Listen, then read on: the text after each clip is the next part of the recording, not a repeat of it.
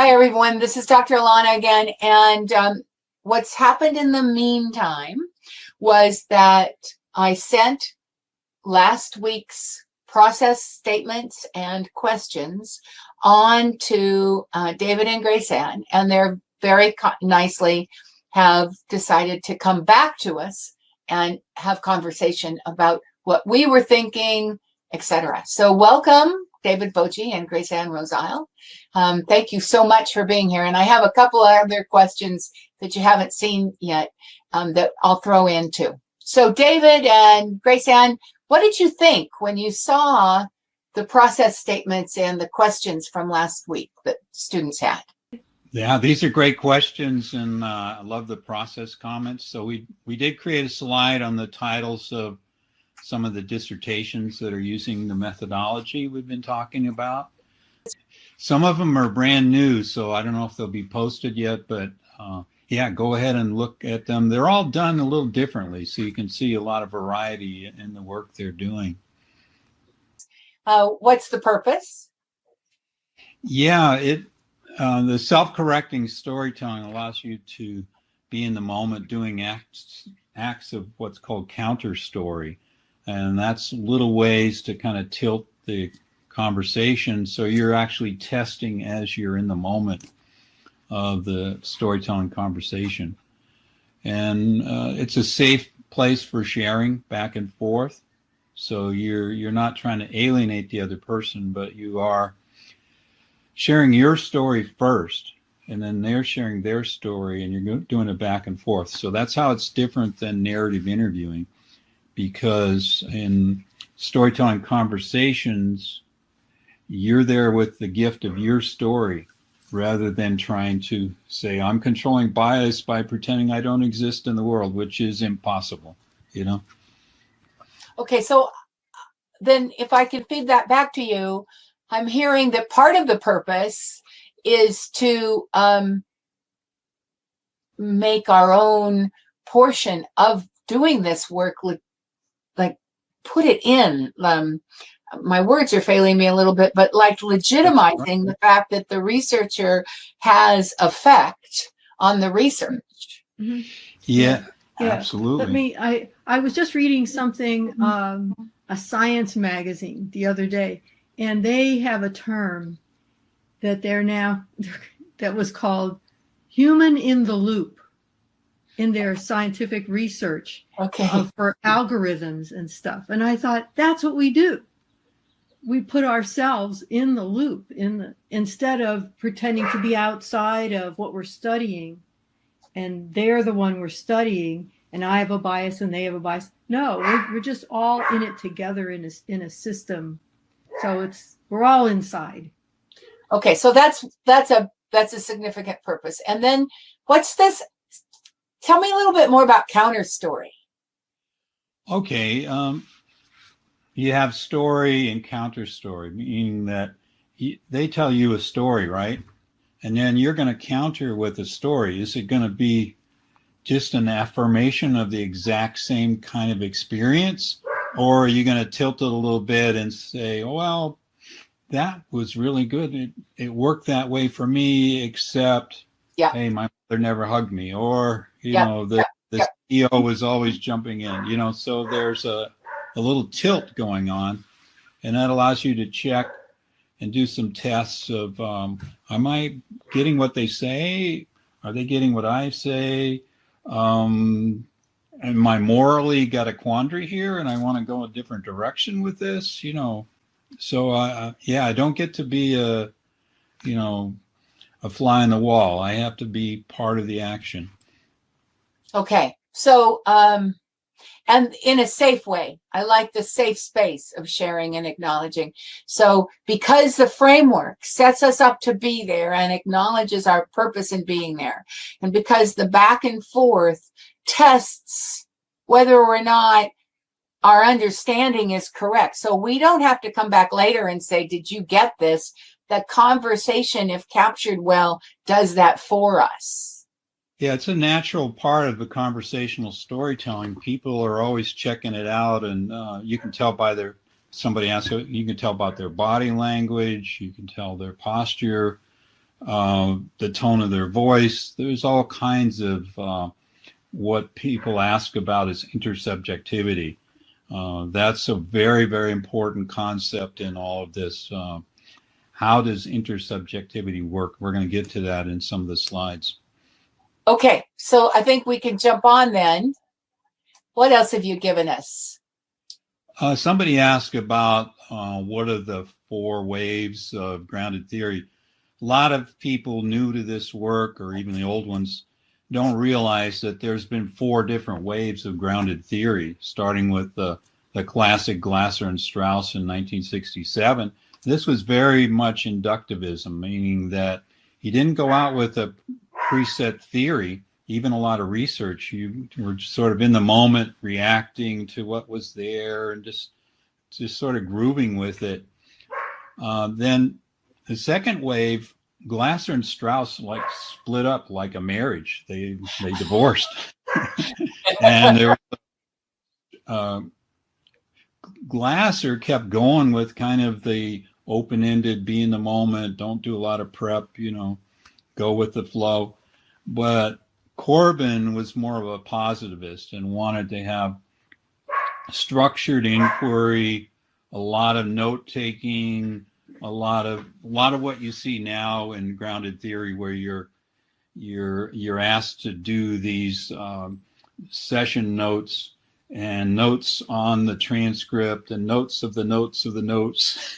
And this very detailed thing, and that's where most people are treating grounded theory. But Glasser didn't do that. And then in the third wave, a bunch of people, but I put some references there, sort of said, well, aren't we just dealing with epistemology and its social construction? They have their construction, you have their construction. Everybody has a construction. Whoopee. So now we've created the 4th wave, which is more about being in the world. How are we being in the world, and what's our nature of being in the world? So it's not just knowing. We've taken another step into the existential, our existence in the world. It's called ontology. And that's where we use self-correcting, because now we're trying to change the science of grounded theory, where we're using a combination of what Charles Saunders Peirce calls abduction, induction, deduction. We call it the AID model. And there's slides coming up for that. So that's what you need to understand, is how this 4th wave differ from the other waves, or whatever your grounded theory you're using. You need to know what kind of wave you're in. What are you surfing, Yeah, that's well done. Okay. Anti-narrative. Yeah, the people have asked about this. What's anti-narrative? So if you go to the next slide, we'll try to give you some definitions and meaning. 3 books. First, the initial concept came in 2001 when I was asked to write a book on narrative methods. And I put anti-narrative in as just what is the bet on the future, sort of prospective sense making. And then I said, what's before? What's happening? Historical. So you go in and do a conversational storytelling interview, but there's history before, there's anticipation of what's coming. So that came out of the 2001 book. By 2011, we expanded it, and a lot of other people were writing essays, so there's the handbook. By 2016, the notion of the story, counter story, narrative, counter narrative came in, and we were expanding to look at the whole system of storytelling in a particular setting.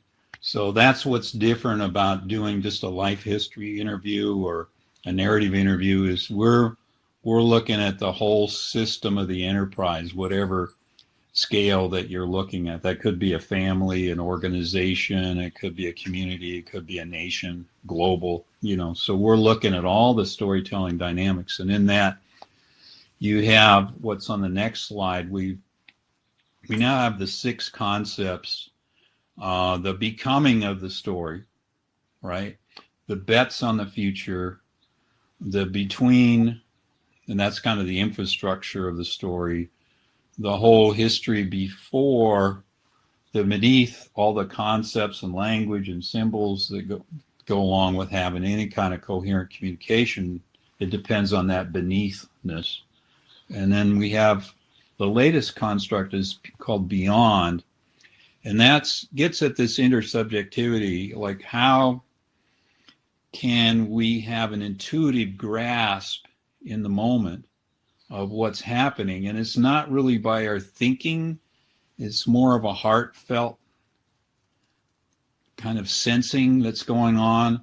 And Charles Saunders Peirce, the father of semiotics, he called it an abduction. We have an intuitive sense, but it's not enough to say, oh, it's a full-blown theory.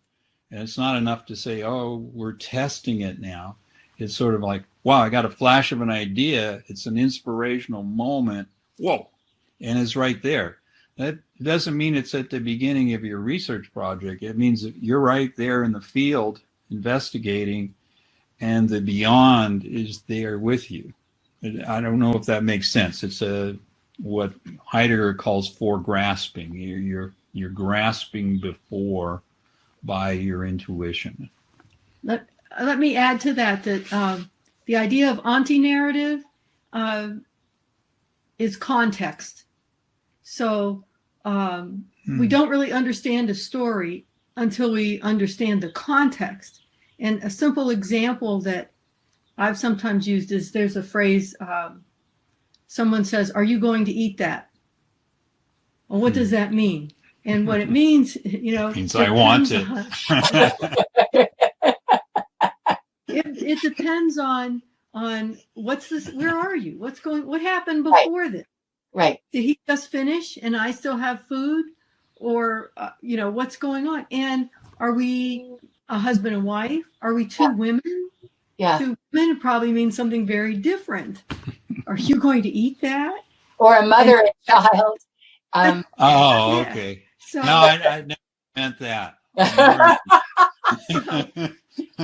Never. So all of those things that came before, the situation, all of that stuff, and they relate to the 6 P's, but that's a simple way to think of how the meaning changes depending on all those elements of what came before, what we expect afterwards. It goes right to your hips. Yeah. All of those pieces make the story. In the beneath, we share a lot of common experiences, a lot of common language. So we don't need to share the whole story. We just share little bits of it. And somebody asked about what if you're getting parts of the story? Well, welcome to reality. You're always getting little bits because people assume that you know the rest of it. Even if you don't, they assume, oh, you know my needs as a wife. Well, yeah, maybe a little bit.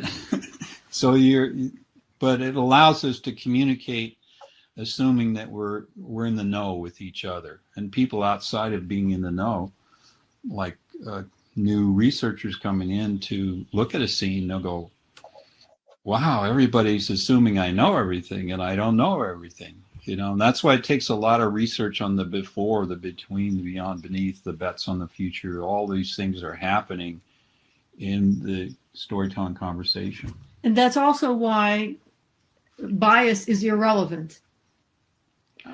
Well, Nietzsche said we're all biased. Yeah. Everybody is biased. Yeah. So it's a question of we just have to acknowledge. That's where self-reflexivity comes in all through the research process, because you got a bias going in and you're judging, evaluating, and that's what people do.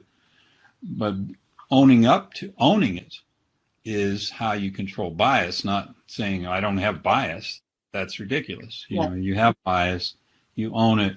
Yes, they have bias. That's why there's story and counter story, as you're checking everything out, but not in a totally belligerent way. It's not Derrida says, an interview is an interrogation, a moment of terror. And that's when it's one-sided, where a dominant party is lording it over.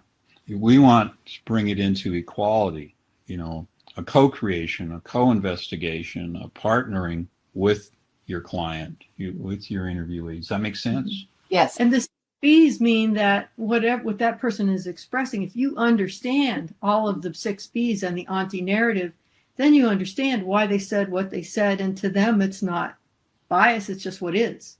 Yes. It's Yeah. their reality. You've unpacked their picture of reality. And Yes. you trust that you've unpacked their picture of reality. And you're And- trusting them to see your story. Yeah. Yeah. To treat your story with reverence rather than going into the thing, well, I'm not going to tell them that I'm interested in reversing Maslow's pyramid, you know? So I'll just tell them about self-actualization. Then we'll talk about self-esteem. But I won't tell them that I really don't agree with this theory, you know? Well, that you're the one that's trying to deceive the public, you know? Right. And that Okay. there's a problem. I think these would also be more interesting research articles to read. I hope so. Mhm. I hope so, Because- because they're autoethnographic and ethnographic at the same time. Yeah. Yeah. Okay. So, and I hear you holding researchers to a lot of standards, because autoethnography is way much more than, I don't know. It has, people might misuse autoethnography to kind of whine their own story rather than investigate their own story. That's what I'm saying. So you're holding Oh, to it's a very much of a crying project, autoethnography, because you're doing the kind of soul-searching self-reflexivity of why am I in the world? What is my being here? How am I impacting others? How am I complicit in all the things I'm critical about? You know, so it's quite an investigation to do autoethnography.